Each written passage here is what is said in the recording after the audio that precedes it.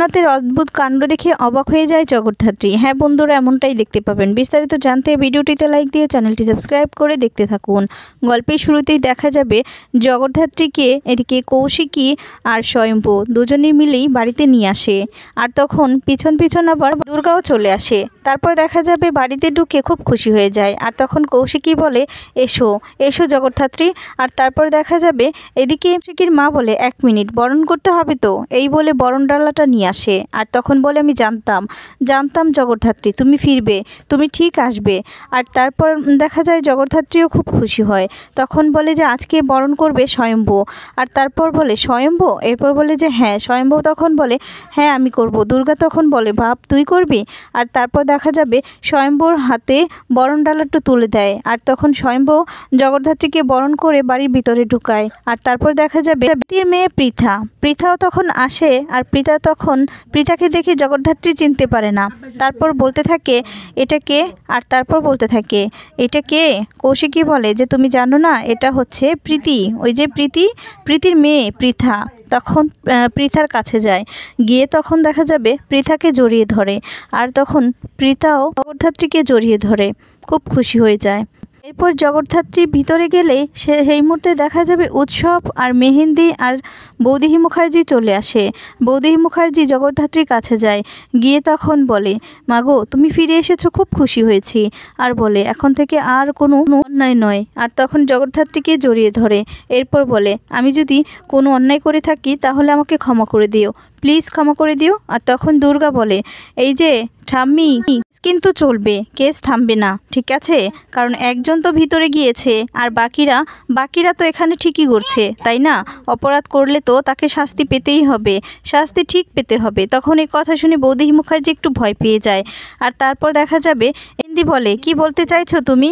আর তখন বলে উৎসব যে দুর্গা এখন থাক না এই সমস্ত কথা।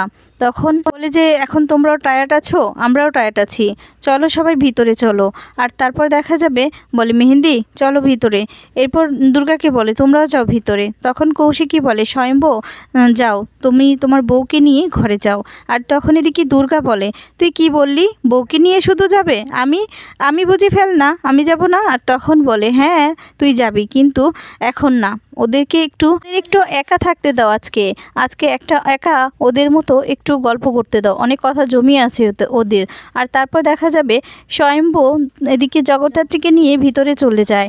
সবাই যার যার মতো ভিতরে চলে যায়। আর স্বয়ম্ভু তখন ঘরে আনলে ঘরটা ঘুরে ঘুরে দেখতে থাকে জগদ্ধাত্রী, আর পুরনো স্মৃতিগুলোই মনে করতে থাকে। ঘরটা ঘুরে ঘুরে দেখতে থাকে। আর তখন চোখ দিয়ে জল পড়লে স্বয়ম্ভু তখন বলে, এ কি জগদ্ধাত্রী, তোমার চোখ দিয়ে জল? আর তখন বলে, না আর কোনো কান্না নয়, তুমি কেন কাঁদছো? আর তখনই স্বয়ম্ভুর দিকে তাকিয়ে স্বয়ম্ভুকে জড়িয়ে ধরে জোরে জোরে কাঁদতে থাকে। আর তারপর বলে, আর কাঁদবে না। এরপর বলে যে এতটা বছর তুমি আমার জীবন থেকে হারিয়ে গিয়েছিলে, আমার জীবন থেকে আমার মেয়েটা হারিয়ে গিয়েছিল, এই বলে কাঁদতে থাকে। আর তখনই সেখানে দুর্গা চলে আসে। দুর্গা বলে, আমি জানতাম ঘরে এসেই তুই ফেল করে কাঁদবি, তার জন্যই তো আমি চলে এলাম। আর তখন স্বয়ম্ভু বলে, তোমার মেয়ে?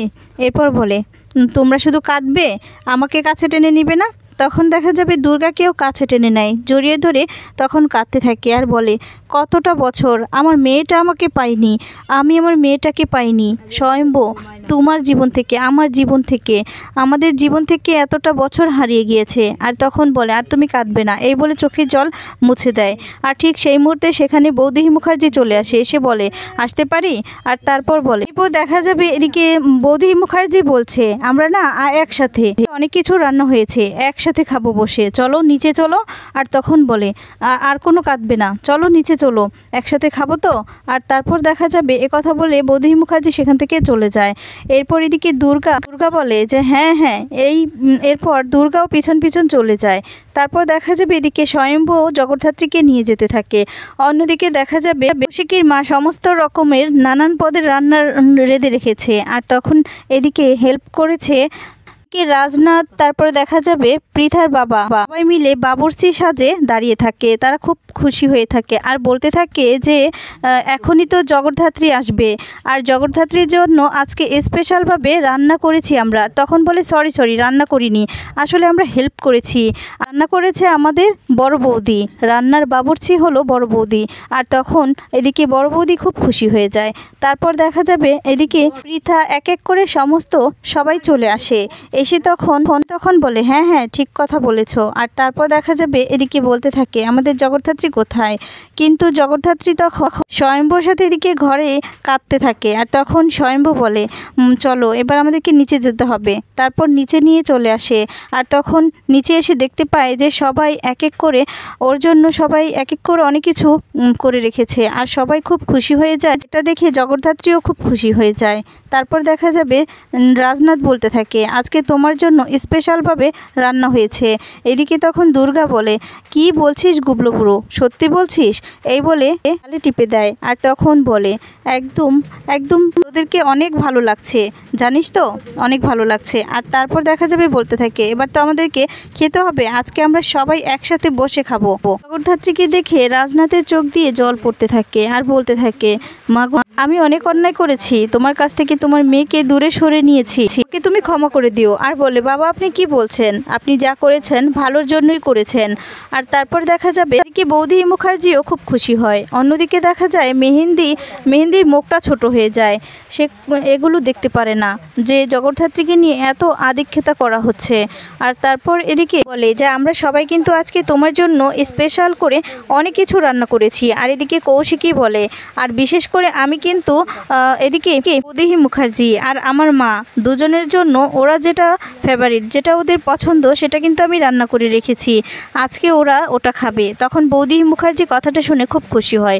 এরপর জগদ্ধাত্রী এত কিছু দেখে সে মানতেই পারে না যে তার জন্য এত কিছু সবাই মিলে করেছে আর সবাই এতটাই খুশি। আর তারপর বলতে থাকে সত্যি আপনারা আমার জন্য অনেক কিছু করেছেন। আর তখন এদিক বলে আমি কিন্তু করেছি, আমি কিন্তু ওদের সাথে হাত মিলিয়েছি, ঠিক আছে, আমিও কিন্তু কাজ করেছি, তাই আমিও এই প্রতিযোগিতায় অংশকারী, ঠিক আছে। আর তখন দেখা যায় জগদ্ধাত্রী হেসে দেয়। কি দুর্গা তখন জগদ্ধাত্রীর কাছে যায়, গিয়ে তখন জগদ্ধাত্রীকে জড়িয়ে ধরে। দুর্গার এরকম ভাষা দেখে, দুর্গার কথার স্টাইল দেখে অবাক হয়ে যায় জগদ্ধাত্রী আর বলতে থাকে এটা কি ভাষা ওর। আর তখন বলে এই মা জানিস তো আমি কিন্তু আশ্রমে বড় হয়েছি, তাই আমার ভাষাটা না এমনই, আমি এগুলো শুনেই ছোটোবেলা থেকে বড় হয়েছি, তাই আমার ভাষাটা 1 মিনিটে পাল্টে যাবে না, বুঝতে পেরেছো? তখন দুর্গার এই সমস্ত কথা শুনে দিকে স্বয়ম্ভু হাসতে থাকে। আর তারপর বলে স্বয়ম্ভু কি বলছে ও? আর তখন বলে হ্যাঁ আসলে ও ছোটোবেলা থেকে মা বাবা কাউকে পায়নি তো, আর আমরাও নিজেও জানতাম না যে ও বেঁচে আছে। আর তারপর যেদিন থেকে জেনেছে না যে তুমি বেঁচে আছো আর আমরা আছি, যেদিন থেকে জেনেছে এই পরিবার ওর, আর সেদিন থেকে না ও অনেক পরিশ্রম করেছে এই পরিবারের জন্য, আর বিশেষ করে তোমাকে সুস্থ করার জন্য ও অনেক কিছু করেছে, অনেক লড়াই লড়েছে। কথাটা শুনে জগদ্ধাত্রী খুশি হয়ে যায় আর খুশিতে চোখ দিয়ে জল পড়তে থাকে। সবাই মিলে একসঙ্গে খাবে বলে টেবিলে চলে যায়। তো বন্ধুরা আজকে ভিডিওটি তোমাদের কেমন লেগেছে কমেন্টস করে জানিয়ে দাও। পরবর্তী আপডেট পেতে চ্যানেলটি সাবস্ক্রাইব করে পাশে থাকা নোটিফিকেশনটি অন করে দাও। ধন্যবাদ।